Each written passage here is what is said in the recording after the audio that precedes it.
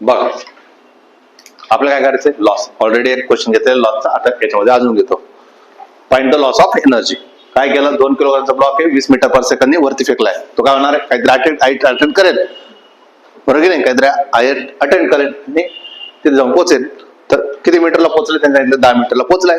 10 मीटरला पोहोचल्यामुळे आणि 20 metre per second गेल्यामुळे काही लॉस होतोय का नाही हे आपल्याला चेक करायचंय. ऑब्व्हियसली वरती फेकताना एअर ड्रॅग होणार आहे. वरती फेकताना एअर काय करणार, अपोज करणार ना त्याला, पूर्ण तर जाऊन देणार नाही. मग तो किती लॉस होणार आहे ते. खाली येताना एवढं काय जाणवत नाही, पण वरती फेकताना 100% जाणवेल तुम्हाला. मग मी काय म्हटलं, हा 20 मीटर पर सेकंद आहे. हा, मग कायनेटिक एनर्जी काढून घेता येईल. कायनेटिक एनर्जी इक्वल टू काय, 1/2 m स्क्वेअर. पोटेन्शियल जी किती येतात, 0. Actually total energy 1 minus total energy 2 करतो आपण लॉस करताना. इथं कायनेटिक एनर्जी राहते म्हणून मी फक्त डायरेक्ट कायनेटिक एनर्जी वापरला. काय, 1/2 m किती, 2 आहे. v किती आहे, 20 गुणिले 20 मीचा स्क्वेअर. टू गेट कॅन्सल किती झाला, 400. कायनेटिक एनर्जी किती झाला तुमचा, 400 जूल. चला इथं काय होणार आहे, पोटेन्शियल किती होणार आहे, mg h. m किती आहे, 2 किलोग्रामचा आहे. g किती आहे, 10 आहे. h किती आहे, 10. म्हणजे किती झाले, 200 जूल. इथं जाऊन वेलोसिटी काय होणार आहे, 0 होणार आहे. म्हणजे कायनेटिक एनर्जी राहणार नाही. इथं टोटल एनर्जी कोणामुळे, फक्त कायनेटिक मुळे. इथं टोटल एनर्जी कोणामुळे, पोटेन्शियल मुळे. मग लॉस काढायचा आपल्याला. लॉस किती होणार आहे, लॉस किती होणार आहे, इथे 400 बनलेला आहे, तिकडे किती बनला, 200 बनलाय. म्हणजे लॉस किती झाला, 200 जूल. कोणामुळे, एअर ड्रॅग मुळे किती झाला, 200 जूलचा लॉस होतो.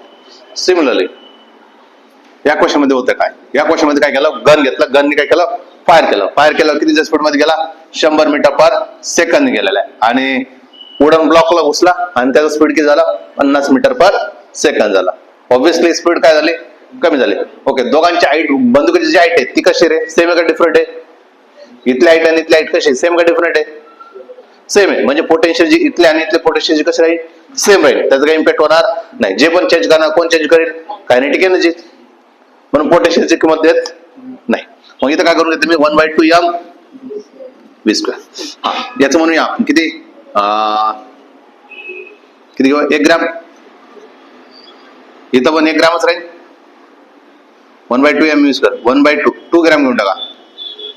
हा, 2 v स्क्वेअर चल किती, 2 ग्रॅम. ग्रॅम म्हटलं किती, -3 ना. ग्रॅम म्हटलं किती, -3. मीटर म्हटलं किती जाईल, 10⁻². त्याचा काय करायचं, स्क्वेअर. म्हणजे किती झालं, 10⁻4. हा 2 टू गेट कॅन्सल. म्हणजे किती झाला, 10 जूल. किती आला, 10 जूल. सिमिलरली ते 1/2 m v स्क्वेअर, 1/2 आहे. m किती आहे, 2 ग्रॅम आहे. 2 ग्रॅम म्हटलं की -3 आहे.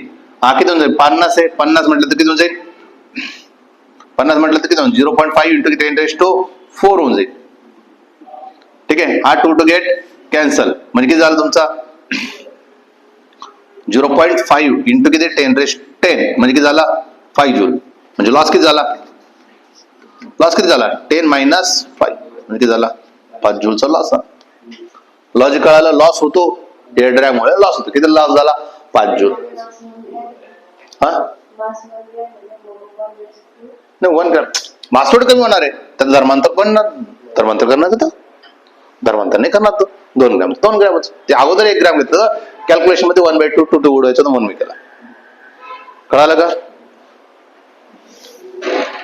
चला, अशा प्रकारे आपली एनर्जी एन. आता काय राहिलं मग आपला पॉवर. आता काय राहिलं फक्त पॉवर. पॉवर काय असतं, वर्क डन अपॉन टाइम असतं. Joule per second. Joule per सेकंदलाच काय म्हणतो आपण, शाबास. जूल पर सेकंद काय म्हणतो आपण, वॅट.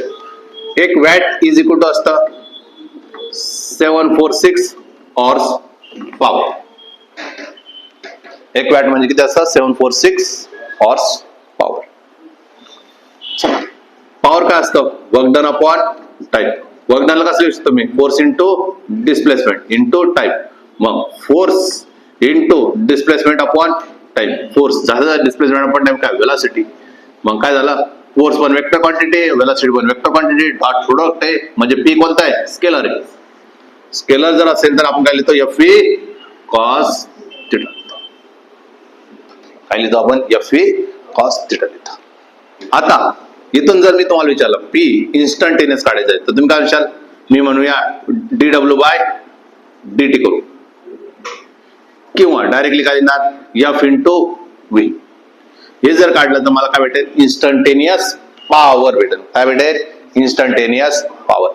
जर तुम्हाला काय विचारलं गेलं पी ऍव्हरेज काढून द्या रे, तर तुम्ही काय विचार फोर्स तर कॉन्स्टंट आहे तर व्ही काय करा मला ऍव्हरेज करा. मग एफ जसा जसा व्ही ऍव्हरेज म्हणजेच काय V you plus V divide by काय 2. मग हे पी ऍव्हरेजचा फॉर्म्युला मिळाला, पी ऍव्हरेजचा फॉर्म्युला मिळाला यू व्ही डिवाइड बाय 2. आता मला सांगा you plus V divide by 2 आला तर मी म्हटलं इनिशियल कसा आहे तर थांबलेला होता तर पी ऍव्हरेजचा फॉर्म्युला काय बनेल. मग आता या केसमध्ये एफ व्ही डिवाइड बाय काय जेव्हा तो रेस्ट मधून चालू झालेला असेल तर. समजलंय. आता व्यवस्थित समजून घ्यायचे. सगळ्याचे सगळे मी घेणार आहे फोर्स पॉवर कॉन्स्टंट साठी. कोणासाठी सॉल्व्ह करतो मी आज सगळे पॉवर जर माझा कॉन्स्टंट राहत असेल म्हणजे पी काय राहत असेल कॉन्स्टंट राहत असेल तर.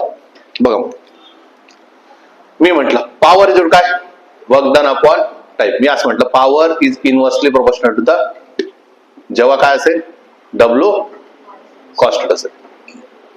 पॉवर कॉन्स्टंट असेल तर काय म्हणू शकतो मी work done is directly proportional to the time. Power काय झाला तुमचा कॉन्स्टंट.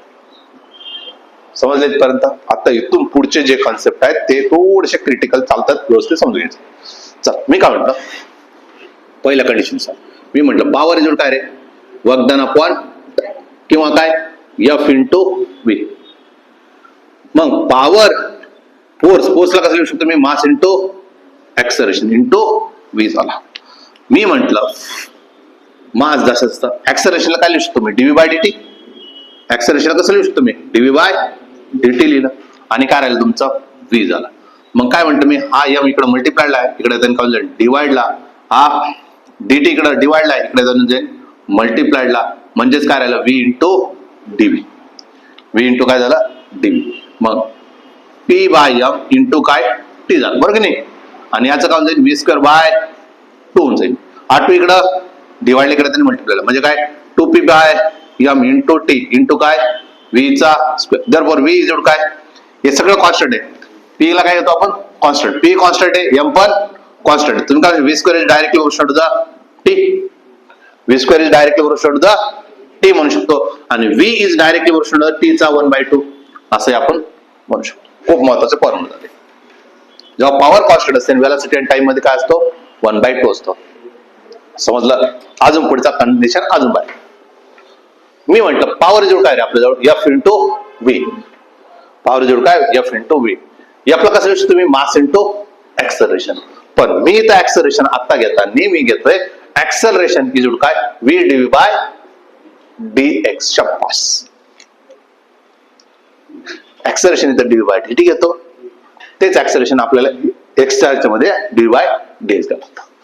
मग यम जशाच तसं एच व्हॅल्यू काय टाकणार आता एच व्हॅल्यू काय टाकणार V DV by DX into काय तुमच्याजवळ इंटू काय व्ही.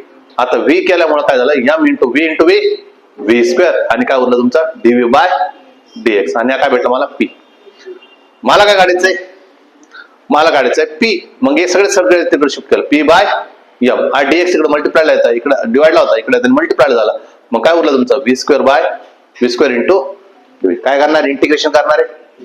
मग इंटिग्रेशन केला काय होऊन जाईल पी बाय एम इंटू काय होऊन जाईल एक्स बरोबर काय आलं व्ही क्यूब बाय 3 बनला.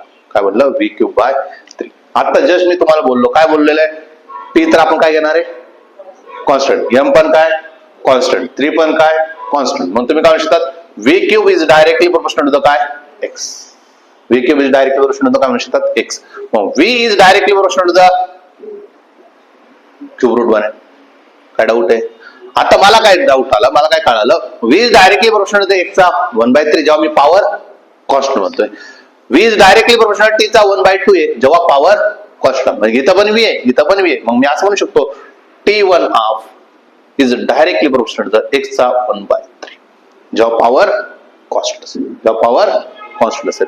मग मी काय म्हणतो मला टी काढायचंय तर टी काढण्यासाठी तर काय करणार स्क्वेअर करणार. स्क्वेअर रूट काढण्यासाठी काय केलं स्क्वेअर. तर इकडे स्क्वेअर केला तर इकडे पण स्क्वेअर. मग तुम्ही T is directly proportional to काय एक्स चा 2/3 म्हणला. काय डाऊट आहे. सिमिलरली मला इथून मला एक्स काढायचा होता इथं काय क्यूब रूट आहे काय करणार क्यूब टेकिंग क्यूब केलेलं इथं, टेकिंग क्यूब. आणि इथं काय केलंय, टेकिंग स्क्वेअर केलेलं आहे, टेकिंग स्क्वेअर. जसं एक क्यूब केलं तर काय झालं, क्यूब केल्यानंतर काय झालं, इथला क्यूब रूट काय झाला, गायब झाला, म्हणजे फक्त राहिला एक्स. हा इकडे 3 आहे तर इकडे 3 होऊन जाईल. X is directly proportional to काय, 3/. कंडिशन कळाले. कधी कोणता कॉन्स्टंट एक्स कशासोबत, टी सोबत 3/2 चालतो, टी हा 2/3 चालतो, व्ही हा 1/3 चालतो, आणि तिकडे तो डायरेक्टली इनव्हर्स प्रोपोर्शनल चालतो. खूप छोट्या छोट्या गोष्टी पण डायरेक्ट क्वेश्चन तुम्हाला दिसते. ठीक आहे, छापा.